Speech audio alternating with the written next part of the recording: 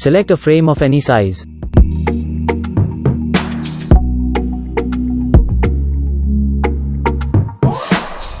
Click on this plush icon. And then click on this 3 dots. And now choose Pixton.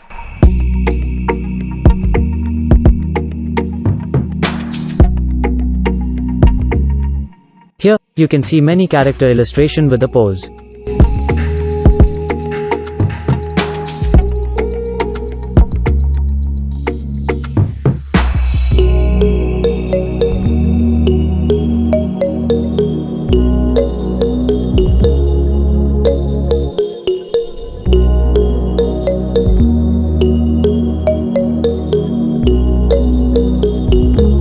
Let's add some text and elements.